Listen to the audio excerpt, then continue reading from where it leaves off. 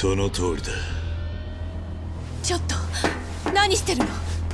爆弾のスイッチが入ってるのよ。あと5分で爆発するわ。ねえ、頭がボーっとしてきよって。早いとこ蹴りつけようやないか。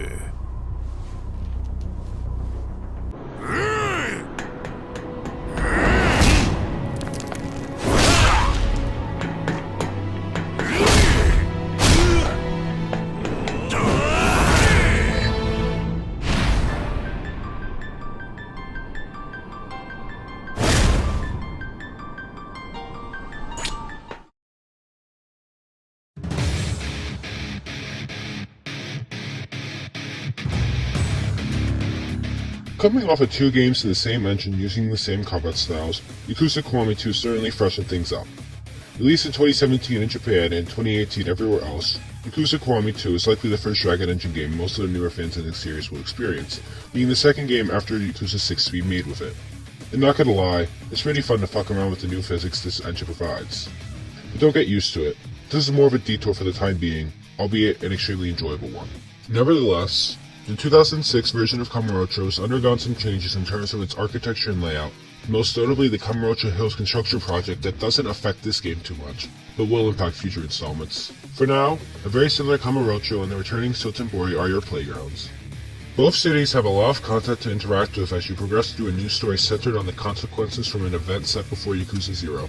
This sets up a series of twists and turns based around a seemingly inevitable war between the struggling Tojo clan and their rival, the Yomi Alliance, with the Kazuma Kiryu stuck in the middle of it all. Much like Kiwami, I'll be treating Kiwami 2 as its own thing for the most part instead of a remake of the second game in the series. After all, there are 2 new side modes, a bonus story centered on Goro Majima, and so much more that the original game simply didn't have. However, this poses the question of whether or not this makes the game a standout among the rest, or do the growing pains of early Dragon Engine games as well as pervasive green filter drenching the Kamurocho night in green prevent any of these highlights from receiving the praise they deserve? Why don't you stick around and find out?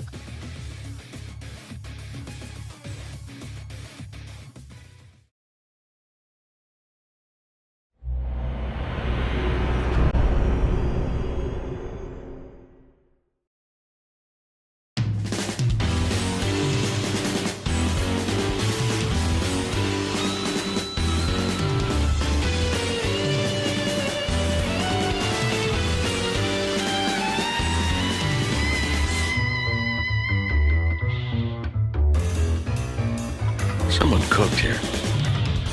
With a new engine, it's no surprise that the combat system received a massive rehaul.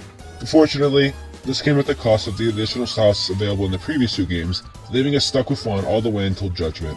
Regardless, I still had fun messing around with the one we had. Kiryu's basic rush combos feel practically the same as before, only receiving minor adjustments to better fit the new engine from what I can tell. The real changes become apparent when you look at the rest of his moveset. For starters, there are 2 types of charge attacks, light and heavy, that deal massive amounts of damage if you land them. Bosses tend to dodge them a lot of the time, but with upgrades you can chain light charge attacks, guaranteeing that at least one of them hits. Heavy charge attacks are pretty dogshit though, so I never really saw a reason to use them at the first few chapters. His starting toolkit might seem a bit weak, but trust me when I say some of the abilities really make you overpowered. Though nothing compares to Extreme Heat Mode, an ability taught to you by Komaki that grants super hunger and always leaves you with at least 1 HP no matter how much damage you take as long as you're in it. To activate it, simply reach the max amount of heat you're able to store at the time, pressing a button based on whatever it is depending on what version of the game you play. Each rush combo leads into its own heat action that shreds through the heat bars of common thugs and bosses alike. I'm not exaggerating when I say this is the most broken thing of the game. Another change comes with how you unlock said abilities. Instead of a skill tree, you have a list of skills that you can purchase at any point with 5 different XP types, though some require others first. To be honest, I didn't know the names for each type until I looked it up simply because it doesn't matter. Most of them, besides green, are very easy to get because the game practically gifts you them anytime you do something. However, if you want more, the best way to get it is to grind for some by eating specific foods in certain restaurants and using drugs to lower your hunger. Yes, that's a mechanic that is in this game for some reason. It might seem tedious, but it really isn't. Just make sure you have a decent amount of money and you'll be fine. You'll also need to unlock some of the skills through other means before you can purchase them, whether that be golfing, baseball, or by beating all of the 18th Street bosses that spawn after you take out a certain amount of enemies in a particular group in each city. Like most things in this game, they start off somewhat challenging before becoming a complete joke you demolish. I appreciate their presence though. While I'm talking about general gameplay changes, the inventory system got a rework in the Dragon engine as well, swapping the 20 item slots for everything you can pick up to usually 10 slots for each item in the game. This can make some parts of the game seem a bit easy, but because I was usually a bit conservative with how many items I used, I never saw it as a significant crutch. Weapons are also vastly more important to your moveset this time around. Sure, they were there in previous games, but Kiwami 2 really wants to make sure you use them by allowing you to pick up the ones enemies drop in combat. Man in Black, a boss you fight several times throughout the story, also has knife boots that can't be blocked by anything but a weapon.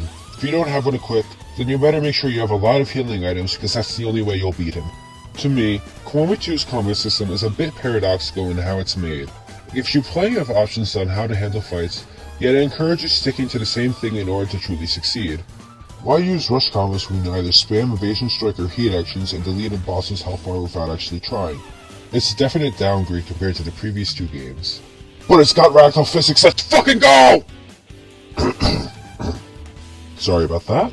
Let's move on to the characters and story now, shall we?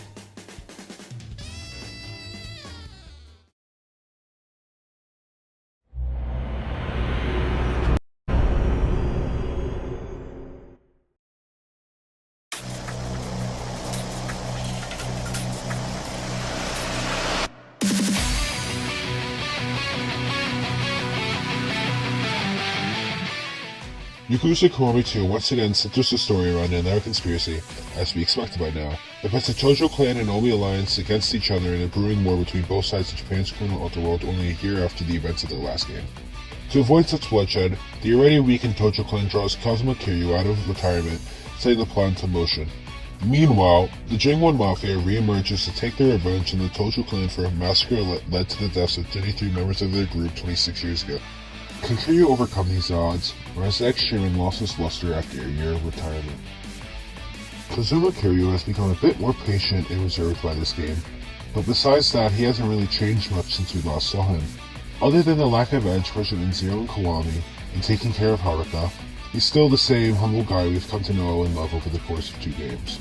Unfortunately, the peace he sought after is disrupted by the assassination of his successor, Yukio Terada, just moments after he came to the Dragon for his help in navigating such a turbulent time.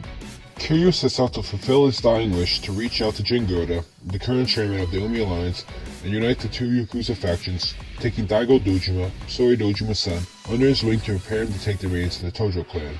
The peace treaty is interrupted by Ryuichi Goda, a prominent Omi Alliance member and fellow Dragon tattoo enthusiast, and later police officer Karu Sayama. Taken into her protective custody, Kiryu and Sayama spend most of their time with each other trying to figure out who's pulling the strings behind this conflict. As tensions grow higher and higher because of the Jingwon's and Ryuji's increasing brutality, their feelings for each other do the same, leading to a romantic connection between them. And for a while, things seem good between the two before Sayama learns of Kiryu's connection to her past, straining their relationship. Nevertheless, Kiryu continues to fight whoever stands in his way, regardless of who and even what they are. At the end of it all, Ryuichi Goda stands tall as his final opponent, challenging him to a battle to see who has the right to have a dragon on their back. Of course, Kiryu comes out on top, only for Terada to show up and reveal he's actually a member of the Jingwon Mafia and also the true mastermind behind everything that has happened so far, planting a bomb where they all were. Before the newly revealed traitor can accomplish his goal of murdering everyone connected to the massacre 26 years ago, Ryo Takashima, another member of the Omi Alliance clan, makes his appearance known and fatally wounds Kiryu, Terada, Jingoda, and Ryuji. Yet his last-minute betrayal is in vain as the Dragon of Kansai guns him down in the process, leaving himself, Kiryu, and Sayama as the last remaining members on top of Kamurocho Hills. The 2 dragons have one last duel on equal terms to truly see who deserves the title, eventually resulting in Kiryu proving his worthiness moments before his rival passes on into the afterlife. Kiryu, too injured to move, remains on top of Sayama, spending their last moments together in each other's company. Except, that isn't what actually happens, as Terada took the fuse out of the bomb. I'm sure this twist was actually a surprise when this game first came out, but it's kinda obvious he surprised when you know there are 6 other mainline games in the series set afterwards. But hey, Kiryu can now finally rest once again, having the chance to spend his time with both Haruka and Sayama.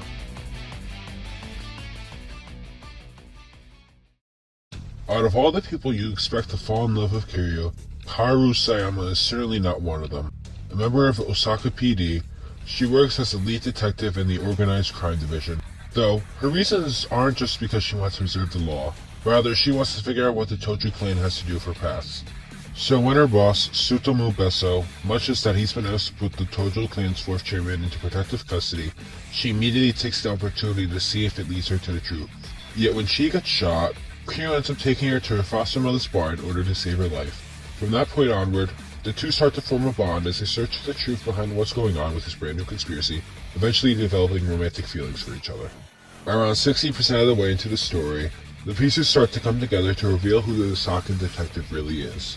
Sayama is not only the daughter of the former Jingwon Mafia's leader's wife, Soyoung Jin, but also the half-sister of none other than Ryuji Goda. Upon discovering this, she heads off to confront him on her lonesome, a risky decision that thankfully doesn't end poorly for her. Unfortunately, Ryuji is fatally shot and passes on moments after learning of his connection to Sayama, leaving her without a family. But at least she has Kiryu and Haruka to create a new family with. Is what I would say if Yakuza fucking 3 didn't ship her off to America, writing her out of the series. Like, come on, RGG! You actually gave Kiryu a good love interest and you just throw her away for no reason. She actually got to do shit, unlike you, mean this is how you treat her? What the fuck, man? Anyways, Saya was a great character that I wish we got to see more of, but I guess it wasn't meant to be. Remember this kid? This is him now. Feel old yet? Daigo Dojima has grown up a lot from when we last saw him, now acting like one of the many punks you find all across Kamurocho after serving time because of the Goryu family. Also probably because of the death of his piece of shit father too. Kiryu sets him straight the only way he knows how, with his fist. Surprisingly, after laying him out, Kiryu does actually manage to convince Daigo to rejoin the clan, mainly because he wants to join him in Sotenbori in order to settle the score for Ryuji. Things don't go as planned for him, as Ryuji straight up whoops his ass so bad that Kiryu chooses to fight the Dragon of Kanzo instead, allowing him and Chairman Godo to escape. In actuality, the duo get kidnapped by Jingwon Mafia members while on their way back to Tojo headquarters. Afterwards, Daigo doesn't really matter much to the story. Despite being one of the two major plot points introduced in the first chapter, he appears for less than half of them. At least we get to see his tattoo showing off Funamu, also known as Akala, standing upon Araki's throne while holding a sword as fire surrounds him. In Buddhism, flames usually represent the cleansing of negative energy. As Daigo takes up the mantle of chairman of the Tojo clan, he'll need to forego his youthful desires in order to ensure he steers it into the right direction. If he doesn't, he'll be no better than the sad excuse he had for her father. Around the sword, a dragon can be seen wrapping around it, obviously representing Kiryu. Despite the few interactions the two of them have, the seeds have been set for their father-son relationship to grow, and I can't wait to see how it develops over the course of the series. Makoto Date is no longer a member of Tokyo's police force, quitting after the events of the prior year to spend some time with Saya. Yet Suno ropes him back into a joint investigation between organized crime and foreign affairs to discover the then unknown foreign group collaborating with the Goryu family. Wataru Kurahashi, the chief of the Foreign Affairs Division, informs Date that Kazuki is suspected to be a member of the foreign mafia and asks him to discover the truth. Unbeknownst to him, this ends up being a trap set up by someone posing as Kazuki meant to kill him, fellow detective Jiro Karawa, as well as the real Kazuki and Kiryu. Unfortunately, Date gets framed for the imposter's death, forcing him out of the limelight because of his civilian status. In spite of this, the former detective continues to aid Kiryu as much as he can, allowing their bond to continue to grow further than it did in the last game. To me, it seems as if both Kiryu and Date are at the same stage of their lives, lacking much of a purpose besides caring for their daughters. It makes sense though. What are they supposed to do after quitting the jobs they dedicated their lives to? Minigames, baby! Why care about the main plot when you can spend 10 hours trying to get something from a claw machine or playing the pissing minigame? Oh wait, this is the story section? I'm sure a little gambling will be fine. Aw, dang it. Aw, dang it. Aw, dang it. After the events of the last game, Junichi Sudo has been demoted to Division 4, much like what happened with Date once he started digging into the Dojima case. I guess the police really don't like it when the cops do their jobs, huh? Besides connecting Date to the conspiracy plot this time around and expositing some information, he doesn't do much now that his arc has been completed. Glad to see him again, though. Haruka Sanamura's role in this game is greatly diminished, only appearing in a bit over a quarter of the main game's story. However, in a brief screen time we get to see more of her ever-developing relationship with Kiryu, and man are their interactions very wholesome. Future games will continue to build upon it, so having her take a backseat this time around is fine in my eyes. At long last, I can finally talk about Osamu Kashiwagi. Despite appearing in both of the previous two games, he didn't really contribute too much to the story, but now that he's the new patriarch of the Kazuma family, he finally has a chance to stand out. With the deaths of Nishiki and Kazuma, Kashiwagi remains the last remaining tie to that part of Kiryu's life, something that doesn't get fully explored, but I'm not that upset about it. After all, he still tells Kiryu everything he knows about the Jingwon Mafia massacre, and helps lead the clan during one of his toughest points. Overall, I like how he's treated in this game. Good job, RGG. Similarly, Yayoi Dojima's role is greatly expanded, going from a sub-story character to a member of the main plot. After Terada's assassination, she takes over as the acting chairwoman while the clan searches for a successor. And she's pretty fucking good at it, probably in the top 3 out of all the characters we see lead the clan in the entire series. She really deserved better than Dojima though. Like, she's a total badass that stayed faithful despite how much of a piece of shit Dojima was. It's a bit of a shame how she kinda disappears after this game, but you gotta get used to that at some point in this series. Kazuki and Yuya both make their return as well, the latter being promoted to the manager of Stardust. While innocent on the surface, the real reason for this was to allow the Jingwon Mafia to kidnap Kazuki and replace him with Jing Woo Kang for over 6 months. With no one wising up to the scheme, the fake Kazuki lures Date, Karawa, and Kiryu into a trap meant to kill the trio and the real Kazuki. Thankfully, Sayama shows up to put an end to the fake, unfortunately leading to Kazuki being shot and put into a critical condition. It's okay though, as he wakes up in time to inform Kiryu about another one of the Jingwon Mafia's plans before they can execute it. That's as much as they contribute this time, but like Haruka, I think this was a good idea to let other characters shine instead. The Florist has moved up in the world, now working for the police.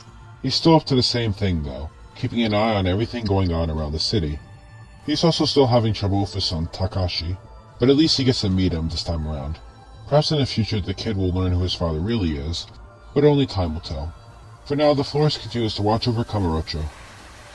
After hearing that, you may be wondering who exactly is in charge of Purgatory now that the Florist is working Millennium Tower. Well, instead of telling you, why don't you see for yourself? Majima!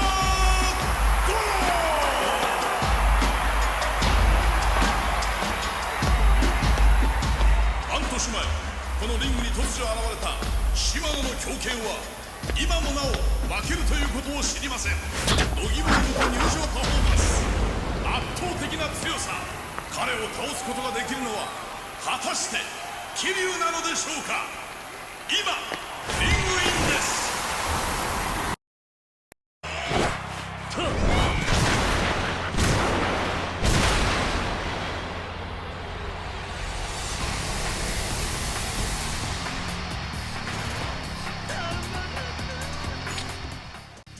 That's right, the one and only Goro Majima is back and better than ever. Between games, he left the Yakuza and started his own company called Majima Construction. Alongside Ishida, he and the rest of the family get up to the exact same shit as before, and it's glorious.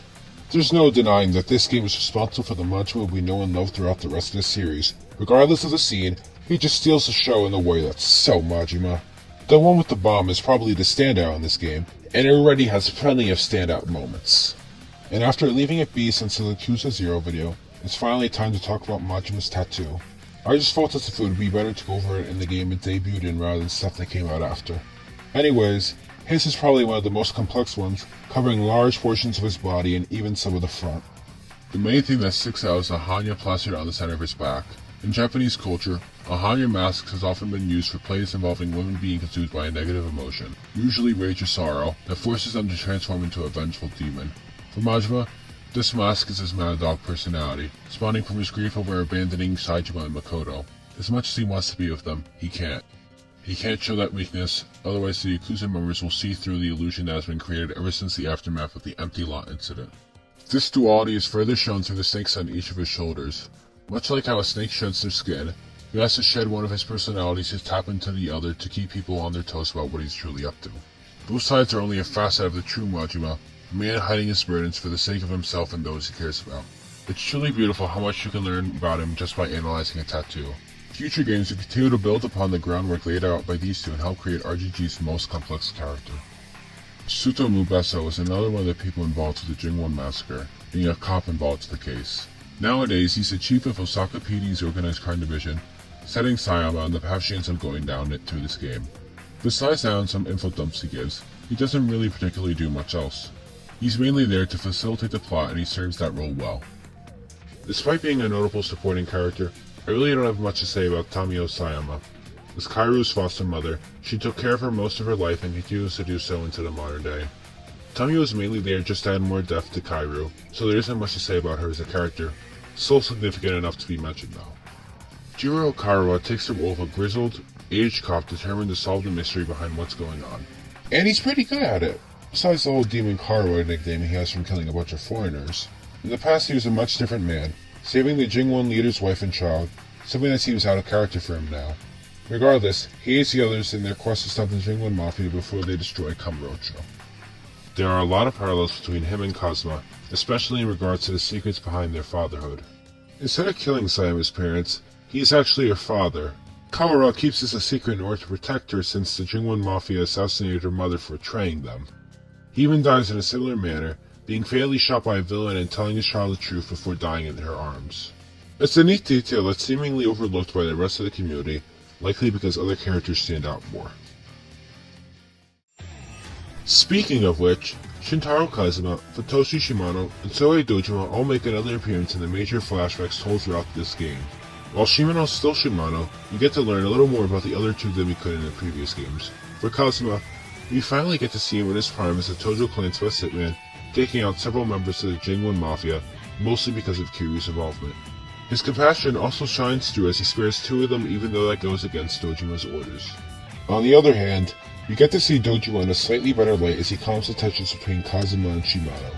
Sure, it's probably still a manipulation tactic to ensure he goes through with it, but that's leagues better than anything else the villainous patriarch has done in these games. And that's the last we'll see of them.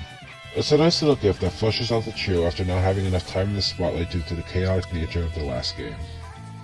Hiroshi Hayashi makes another appearance solely to fight Kiryu and disappears immediately afterwards, but he still gets a massive glow up. This time around, he has 7 health bars, second most only behind the final boss. Hell, in the original he had double the health that the final Ryuji fight had, making it clear that he isn't fucking around. While he's more of a set piece than a character, he's a fucking awesome set piece that never appears after this game. And that's Yakuza for you. Fellow one-scene wonder Koji Shindo as an expanded role, getting a whopping 1 additional scene chapters before his boss fight. Following the events of the prior year, Shindo holds a grudge against Kiryu for the death of Nishiki, causing him to ally with the Omi Alliance to take over the Tojo clan. Yet his goal extends beyond just that. He wants to force Yayoi to be his wife. It's a twist that comes out of nowhere, but helps his character stand out. He's no longer a basic bitch second in command, but now a crazed, milk-obsessed narcissist that's tired of being treated as lesser with a theme that fits his change perfectly. He doesn't stand a chance against Daigo with a gun though. Toranosuke Sengoku fulfills the trope of a cowardly schemer that substitutes actual strength and talent for money, and he doesn't do anything unique with it. Although, he does prove to be a consistent pain in the ass, hatching many schemes to try and kill the Dragon of Dojima. He even goes so far as to kidnap Haruka, something he knows that will piss off Kiryu. Ironically, this ends up being his downfall, with Ryuji murdering him for his lack of honor. Yet, the real reason I want to mention him isn't because of him as a character, rather the Golden Castle he calls his base. This moment right here, this is when the Yakuza series jumped the shark and went from being a gritty crime drama to what it is known for today. A fucking castle literally rises from the ground, boasting not only ninjas and samurais, but also 2 literal tigers you have to fight against. And you even get to tiger drop one of them. It's so peak. So if you want to thank anyone for making the Yakuza series as wacky as it is today, thanks Sengoku. Wataru Kurahashi, the chief of Division 2 Foreign Affairs, acts as another one of the police officers working alongside Tsudo, Kawara, and Date to find the group responsible for the bombing of Millennium Tower. For a while, he keeps up that persona until it's suddenly revealed that he's actually a member of the Jingwon Mafia, his real name being Youngmin Ji. As quickly as that is revealed, Ji is killed by Kawara, leaving one last member of the Jingwon Mafia's massacre survivors out there. Ryu Takashima comes off as a second attempt at a Jingu-like character, the main difference being an increased amount of screen time. As the Omi Alliance's chief of HQ, he initially presents himself as a reasonable guy who wishes for the peace talks to go through, but that's just a facade. The real Takashima is a treacherous bastard, staying out of the limelight until the very end so he can swoop in and be the last man standing. His ego gets the better of him though, as Ryuji wakes up just in time to foil the plan and end his life. Before I can move on, I must mention how different he is compared to his original counterpart. In Yakuza 2, Takashima is depicted as a young man whose genius has led him rise to a high position within the Omi Alliance. Meanwhile, the remake uses a much older actor as a face model, drastically changing his appearance. Some people might be upset with this change, as it completely changes who he is, but I don't really care either way. In a game series chock full of so many memorable villains, Takashima was never going to live up to the rest. Yukio Terada, aka Daijin Kim, only shows up at the beginning and the end of the game, having no screen time in between. At first he comes to Kiryu, looking for the ex-chairman's aid during a dark time in the Tojo clan's history. Before he can receive his wisdom, Terada gets assassinated, handing Kiryu his will. Except, this was all a ploy to move everyone into place to get his revenge for the Jingwen Mafia massacre all those years ago. Kim confronts Kiryu on top of Kamurocho Hills, obviously losing the fight in the process and later getting shot by Takashima. Prior to his demise, he activates the final bomb set up by the Jingwen Mafia, asking Kiryu to trust him despite what just happened. In reality, that bomb was just a ruse to scare Takashima and stop him once and for all. Terada comes off as a man stuck between his loyalty to the Jingwan Creed and his loyalty to Kazuma, the man that spared his life all those years ago. In the end, he chose the latter, saving Kiryu and Sayama and putting a rest to the Jingwen Mafia. With how far the Yakuza series has come, it's not surprising that Terada has slipped through the cracks when it comes to discussions about the many villains. In my opinion, he's a solid B-tier villain that only needed a few more scenes to get the respect he deserves.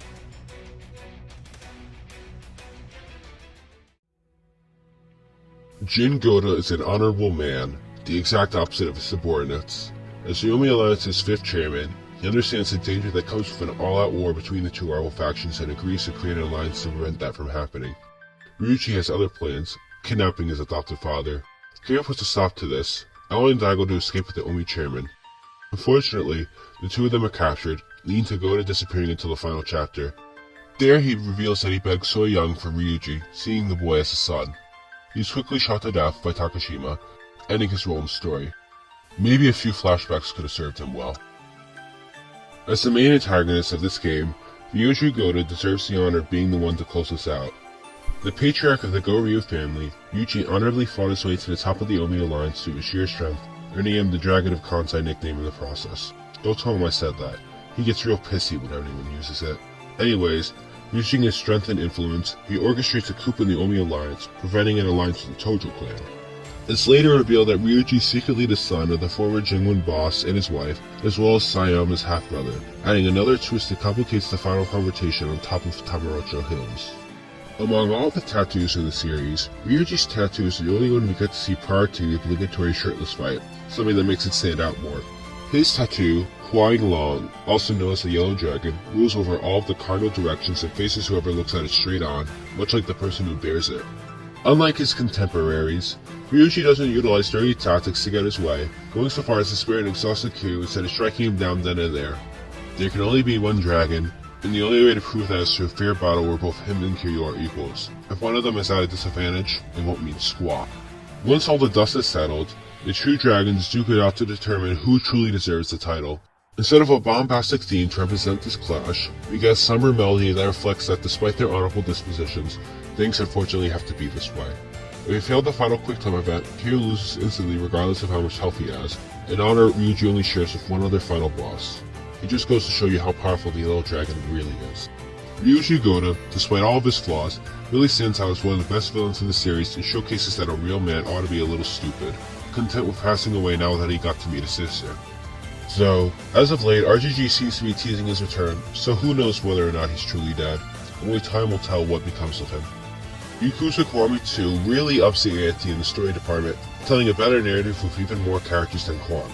It still suffers from similar problems like major characters disappearing for chapters at a time, but to a much lesser extent.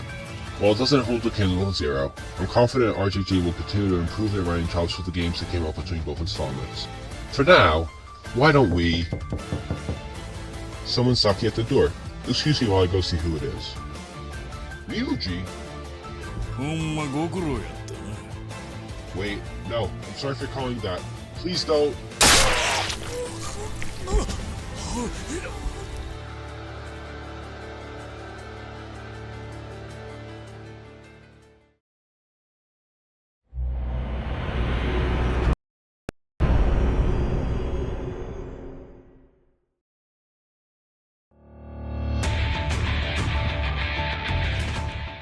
The Majima Saga is a brand new addition to Yakuza Kiwami 2, starring Majima, obviously. Over the course of the game, you unlock 3 chapters that explore why Majima left the clan and what the Tojo clan was like under Terada. Instead of yapping about the characters like I do for the main story, I'll talk a bit about the gameplay and just give my general thoughts on the story told in this short expansion. If people like this format, I'll continue to use it for the title files and other DLC stories. Otherwise, I'll see what I can do to improve how I handle things like this in the future. In my opinion, the story is a bit underdeveloped and doesn't really do much of note. Don't get me wrong, it has good meat on its bones, but it's still mostly bones. It is great to see how Terada's actions as chairman set up much of what happens in the main story, resulting in a weakened Tojo clan led by incapable and inexperienced members that would provide no challenge to the Jingwa Mafia. But that's like 2 scenes in something that took me 2 hours to beat. It really isn't much in the long run. Makoto's return was handled perfectly though. Seeing her again wasn't something that people really needed, but they made it a real tearjerker. I didn't cry, but I'm sure so many people did after seeing how much happier she is.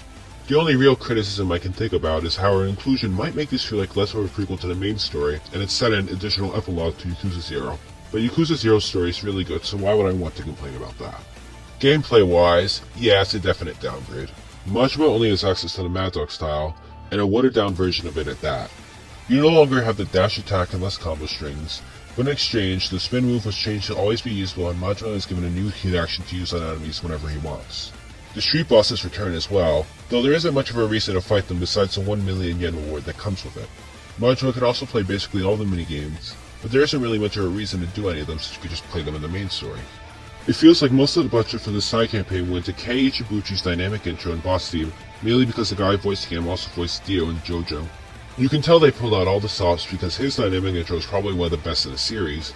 The rest of the boss fight is meh, but most people are going to remember him for other reasons, so it doesn't really matter that much. If you'd asked me how I'd improve the Majima Saga, I'd probably add 2 more chapters and make them all beefier, expand on Takashima's connection to Ichibuchi, as that is only hinted at the very end of the story, and add a few more bosses to give the player something more to do. For what it is, the Majima Saga serves its role well, but I can't help but feel like there's a lot of wasted potential that could have been better utilized. It is what it is, though.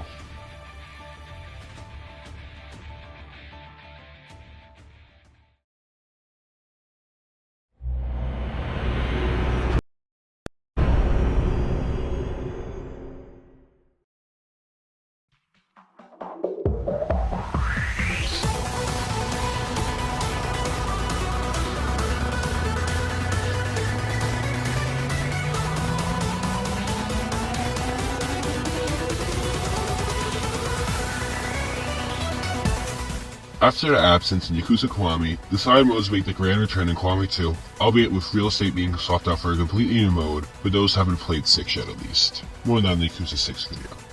Because Kiryu is the only playable character for the main story, he gets to participate in both of them whenever he wants so long as you can travel between the 2 cities. Starting in Chapter 4, the Cabaret Club Grand Prix becomes available when Kiryu is forced to run Club Fortune in Sortenbori. The club is owned by none other than Yuki herself. After Sunshine, the very club Majima managed in Zero was taken over by the Kansai Group, a corrupt organization that controls some of the biggest clubs around Japan. Together, Kiryu and Yuki must compete in the titular Grand Prix to show Kansai who's boss. For the most part, managing Club Fortune is practically identical to how it works in Yakuza 0. Just make sure your customers are satisfied with the girls they have and be ready to answer their orders when they pop up.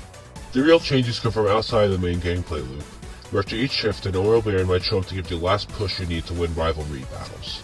Shifts are also more profit focused overall, as you need to reach a certain amount of profits to challenge rival clubs instead of reaching a particular number of fans in an area. That doesn't mean your fans are useless though. The more you have, the better your chances are of making more money. Majima and Yuta also have pivotal roles that come into play later on during the story, something that I was really happy to see. Yuta hasn't aged a day in 18 years, yet he's definitely grown a lot as a person. The Yuta from 1988 would never have been able to infiltrate the Kansai Group and save Koyuki, the main hostess of Fortune. Majima is as funny as always, taking over as the commentator when the original guy is exposed for helping Kansai. But really, what else would you expect from everyone's favorite Mad Dog? All of the updates improve the Cabaret Club experience, but it's not exactly my favorite side mode. That honor goes to Clan Creator, aka Majima Construction. Out of nowhere, Kiryu gets dropped into a real-time strategy game where you have to manage 9 members of Majima Construction as they defend their equipment from Muto reality. With over 79 possible staff members and 8 unique maps, there's no shortage to the amount of strategies you can pull off. Each employee has their own special skill you can activate if you place them in one of the first 4 slots that can have a large variety of effects. ranging from buffs, healing the entire team, repairing equipment, and more. They all also fall under one of 4 classes: attack, defense, balanced, and support. If the health falls down too low, you can simply spend money collected on the mission to inspire them, bringing them back to full and upgrading some of their stats. All you need to do to complete a mission is simply defeat all the opponents trying to destroy the equipment before they take out your men. It might sound easy, but a lot of the later missions can be near impossible if you don't prepare correctly for them. Just play it smart and you should do fine for most of the missions. My favorite part of it has to be the land sharks you go up against to protect the plains for Kamurocho Hills.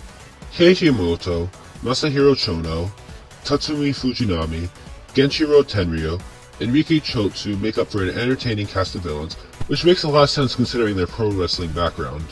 Not only are they fun to watch, but once I join your side you get to see how hilarious they can be. The scene where you have lunch with the 3 musketeers has to be the hardest I've ever laughed at anything in these games up to this point. It's just so fucking funny. The Cabaret Club and Clan Creator side modes are better in every way to their Yakuza 0 counterparts, fixing some of the complaints I had there, especially with the real estate business being swapped out with something you actually get to control. If they were the only side content in this game, I'd be more than happy, but RGG isn't the type of studio to be lazy and only give us that.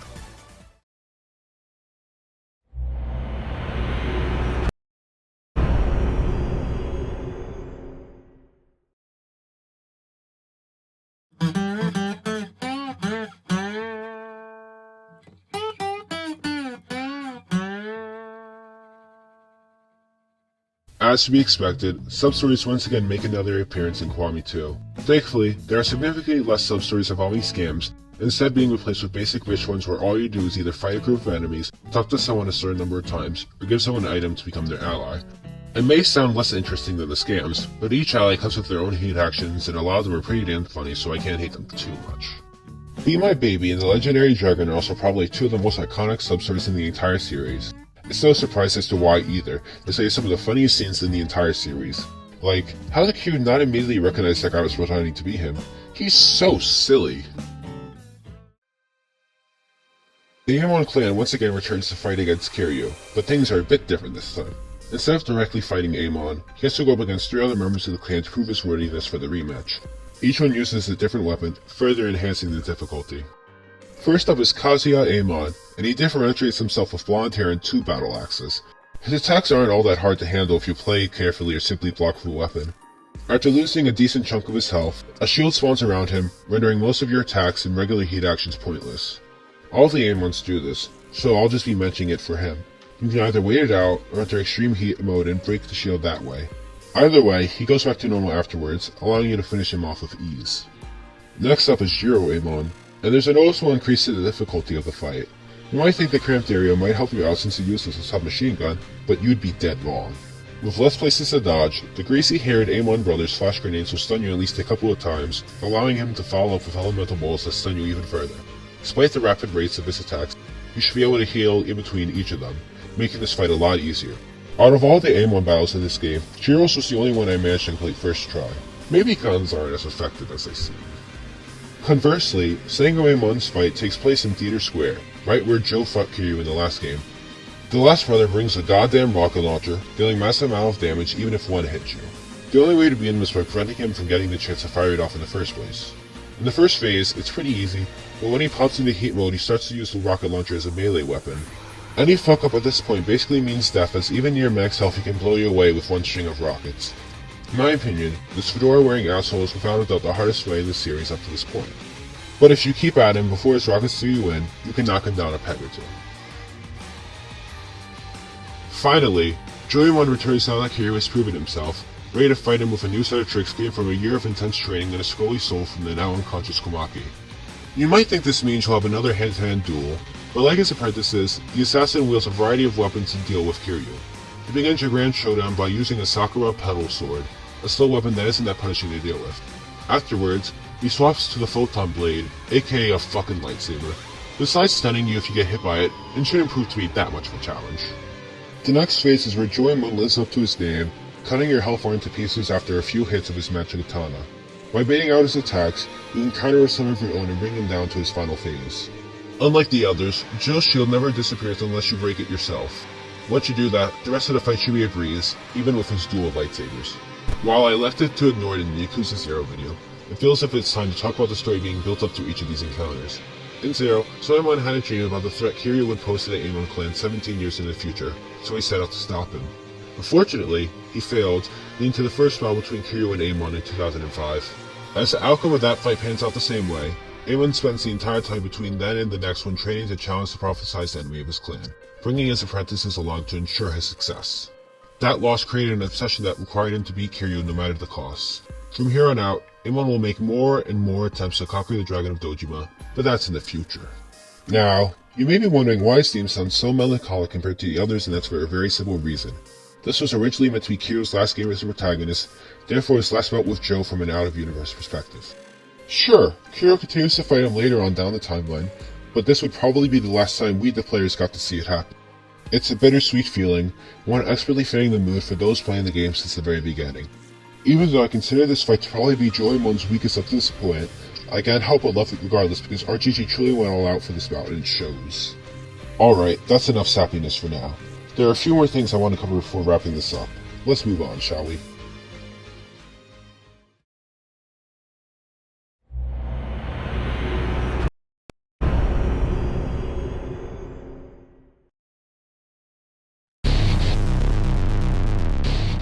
The Coliseum once again makes another appearance in Kiwami 2, but its partner in the Climax Files was replaced by Bouncer missions.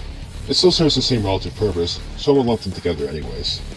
The Coliseum hosts an entirely new set of opponents and new arenas to fight in, something that probably seems obvious after Kiwami did the same thing. Instead of knowing your first opponent, you get to see what fighting styles all three of your opponents have, helping you decide if the current match is the right match for you. Almost all the opponents can show up from the beginning as well, besides a few story and side mode specific ones on top of the ones with weapons and weaponless tournaments. What makes this version really stand out to me is the fact that you can go up against the pro wrestlers from Clan Creator and have rematches against clans within all 4 of the Amon clan members. There are also 3 special tournaments that allow you to fight up to 7 opponents at once, creating a whole new clusterfuck of fun. These changes save this iteration from feeling too simplified, roughly putting it on par with its predecessors. On the other hand, Bouncer missions are a brand new addition that only resembles Climax battles by placing you in a combat scenario. With 26 missions and 3 difficulties for each of them, you have a total of 78 scenarios to overcome. It might take a while, but you can use any weapon you want to speed up the process. The only real stipulation preventing this from becoming a complete joke is your inability to heal at all during a mission. There's a lot of variety in the types of enemies you face off against, helped by some cameo appearances from certain street bosses and Coliseum opponents. You never really know what to expect until you start a mission for the first time. And the final mission is truly spectacular, pitting you up against Kazuya, Jiro, and Sego Amon as well as 97 other thugs. The harder difficulties might take you some time to beat, but allowing you to taunt once and completely fill up your heat bar is more than satisfying reward for overcoming Joemon's final challenge. Together, these 2 modes offer a great reason to come back and play this game even after beating everything else, something you can't really say for a lot of the other games. I probably could play a lot of the Bouncer missions again and again, and try to see how many insane combinations I could find in the 8-man Coliseum matches and never get bored, but I simply don't have the time for it. Especially when I spent so long yapping already. Perhaps it's finally time to end this.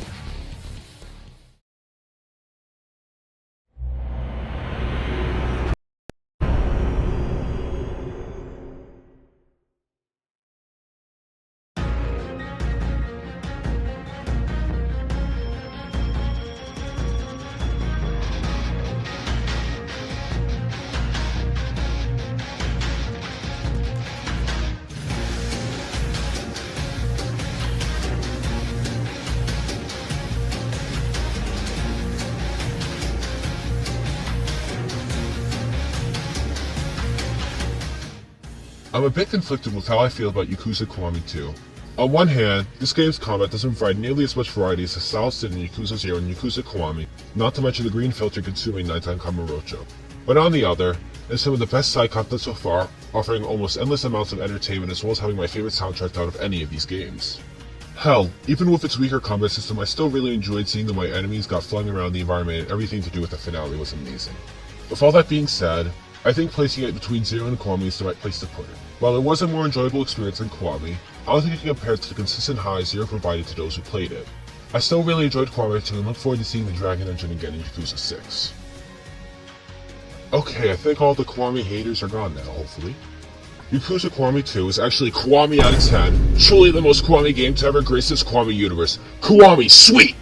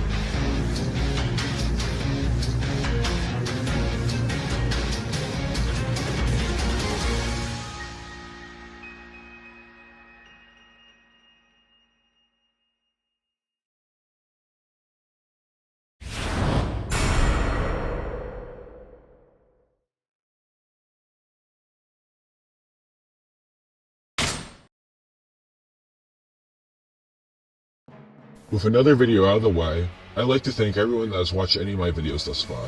As you can probably tell, I try to be a bit more ambitious with some of the bits in this video, so hopefully they made the viewing experience more enjoyable.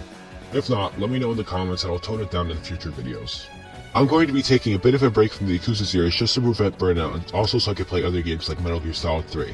If all goes according to plan, the Yakuza 3 video should be coming out sometime in the middle of April. In the meantime, I might work on another video out of a different format to bridge the gap between this video and the Yakuza 3 one, but no promises. Just pay attention to the community tab to see whether my next video is that project or Yakuza 3. Until then, consider liking the video and subscribing to the channel if you want to see more. Have a great morning, night, or whatever, and take care.